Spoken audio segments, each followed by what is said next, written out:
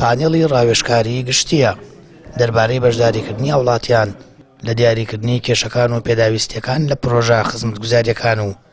ئامادەکردنی لە بودجەی گشتیدا، بەڵام بەبێ ئامادەبوونی بەرپرسانی باڵای ئیداری هەڵەبجە کە ئەوەش جێگەی نیگەرانی بەشداربووان بوو. زۆربەی زۆری وەرکشۆپ و کۆبوونەکانی پارێزگای هەڵەبجە بەرپرسەکان حوسڵە و تااقەتی ئەوەیان نییە زۆر بمێنەوە یان بین بەشداریم کۆبوونەکەن. باشترین بەڵگەشت بۆم کۆبوونەوەیە تەنها سەرۆکی شارەوانی هات و تەنها بەڕێوەبەری گشتی کارەبا لەگەڵ بەڕێوەبەرێک لە پارێزگای هەڵەبجات و نە پارێزگای لێن نە قایمقایم لێن نە بەرپرسە باڵاکانی ترێ بەداخەوە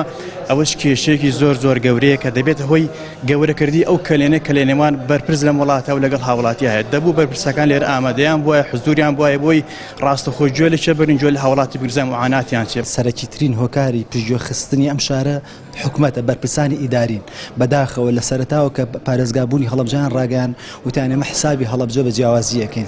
حسابی دانیشتوان نایکەین لەسەر حسابی ئەوەیکن کەم شارە تەختی عەرز کراوە بەڵام بەداخەوە ئەوەی بینین ئەوە بنزیکەوە بۆ 10 ساڵ ئەڕوا هەڵەبجە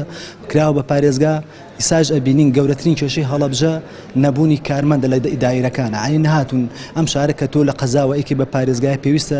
دایرەی کە بەڕێوەبەراتەکانی بۆ هێنیتەوە کۆمەڵی کارمەند و کەمەڵێ یعنی خەڵکی بۆ دامەزرێنی لەبەرەوە بۆ شایانە پڕکەیتەوە بەڵام بەداخەوە هەتا ئێستاش هەڵەبجە لەم ڕۆ پشتگوێ خراوە. بەڕێوەبەری پلاندانان لە دیوانی پارێزگای هەڵەبجە دەڵێت 62 ملیۆن دیناریان پێویستە بۆ پرۆژە وەستاوەکانی پترۆدۆلار و 32 ملیار بۆ پرۆژەکانی وەبەرهێنان کە لە ئێستادا کارکردن تیان داوەستاوە. ئەوە ئاشکرا دەکات لە ساڵی 2021 و 2022 تەنیا 12 ملیار دینار بۆ پرۆژەکانی هەڵەبجە تەرخان کراوە کە ئەوەش بودجەیەکی زۆر کەمە. پرۆژە وەستاوەکانی هەڵەبجە لە پرۆژەی پترۆدۆلار کە نەوتی پێڵەن جگەی 62 ملیۆن دۆلارە بە پرۆژانی کە تەواو بۆیان نەشێکە ئایانە تەواو نەبووە بەڵام پارەی پێویستیە بۆ تەواوکردنی لە بودجێ وەبەرهێنان بە نزیکەی 32 ملیار دینارێ بۆ تەواوبوون بۆ پرۆژەکان. ساڵی 2022 12 ملیار بۆ هەڵەبجە تابینکراوە لەسەر نسبەی دانیشتوان شتێک زیاتر کراوە بە ئەوە بڵین بەڵام بەداخەوە ئەو بودجەیە هیچ اکتیفا بۆ هەڵەبجە ناکە هیوادارن حکومەت ئەوە لە بەرچاو بگرێت. لەلایەن ڕێکخراوە بیانی و ناوخۆیەکانەوە دایان پانێڵی بوژانەوە ئەوەدانکردنەوەی هەڵەبجە ئەنجام درراوە. هاوڵاتیانی پارێزگاکەش دەڵێن ئەوەی بۆ شارەکە پێویستە جێبەجێکردنی پرۆژە خزمەتگوزاریەکانە نەک نووسینی دایان ڕاستباردا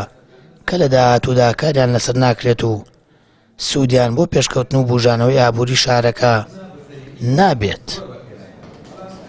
سامان فەتاح کەناڵی ئاسمانی پەیام هەڵەبجە.